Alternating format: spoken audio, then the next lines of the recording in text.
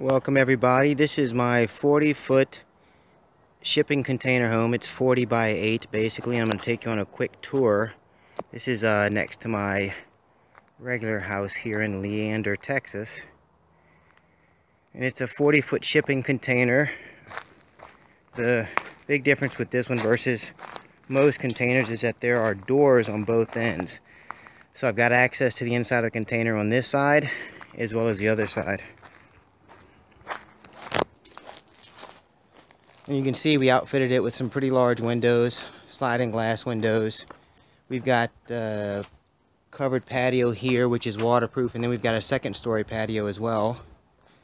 And these are windows that I got off of other job sites.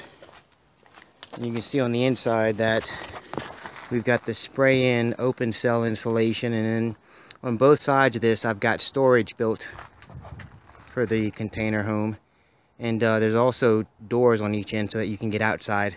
The way we have the furniture set up, you can't actually get outside, but if you chose to, you could. You'd have to move stuff around. And then we've got the GE electrical panel with everything labeled. Got the windows in the back, and then you'll notice here that we've got basically a pole barn attached to the back of this. And the big deal with container homes is if you're not going to put some type of exterior siding on it, you need to get the sunlight directly off this thing any way you can, because that's what makes these things heat up. I've also got this plumbed so that it can go into a surface septic tank, or I can run it into my my normal septic tank out here. Or what I've actually got in there right now is a compost toilet. So we're going to go upstairs now and check out the second story deck.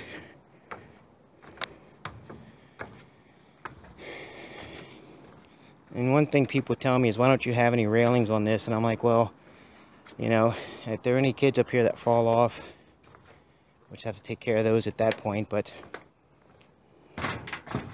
and you can see over here it's pretty shaded during the day with this. And then I put an additional roof structure right here to get the heat off of the top of this, the living areas. And you can walk on any of this. You can see where I've done some patchwork on these, which is pretty standard. And you typically need to grind it down, get to the raw metal, and then paint over it, or with some Rust-Oleum or some type of other higher grade rust preventative. And this is going to need to be done just about every year. You're going to find new spots. And then if you look at the window right here, after we installed the windows, we were having a hard time keeping water out because of the way this surface is. And so we ended up putting little bitty water blockers over these. And you can see the downstairs deck. It's really big. We've got lighting at night. This is a beautiful place to hang out at night. And then for all my Who Dat fans out there, this is definitely Saints country. We'll be going inside next. And so if you're walking directly inside the front of the container home, you're going to basically walk into the pantry slash storage for the living room kitchen area. That's the air conditioner we use to cool off the house. And we're going to pan right. You see the ceiling fan, the sofa. And then we've got some pretty big windows with some nice light in here. We actually had to cut the arms off of the sofa on both sides to get it to fit. And then there's the door that leads to the outside storage if you were going to configure this a different way. We get into the kitchen area, and this is the stand we set the TV on. If this is going to be used, we'll put a TV on it, and they can roll it out every time they want to use it. I'm not a big fan of spending a lot of money on tiny homes and container homes because that defeats the purpose of doing these. And so you're not going to see a lot of high-end stuff in these. A lot of this stuff is salvaged. You've got basically a single pan kitchen sink. Normal P-trap. Your microwave is underneath here with your hot water heater. And then that's the heater we use to cool off, or rather heat up the container home during the winter. And this is just a simple curtain design for cabinets. We just built some shelves on there. This is a recycled wood door from a home that I got out of Austin. Dorm refrigerator, basically.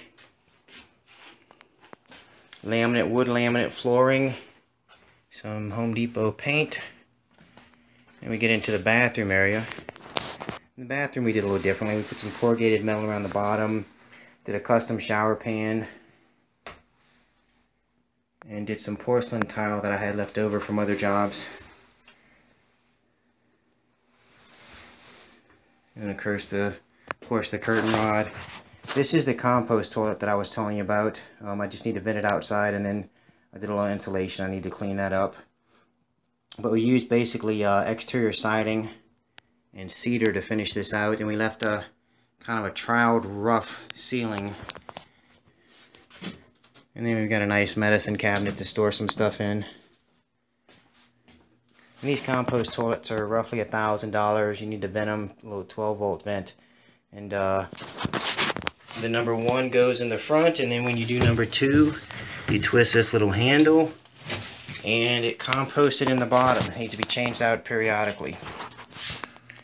Getting into the master bedroom.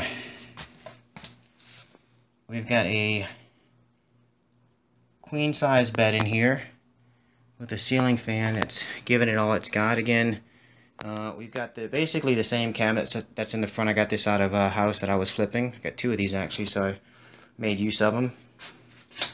Standard light sockets, a couple things that haven't gone up on the wall, and then again, big windows, lots of light in this container home.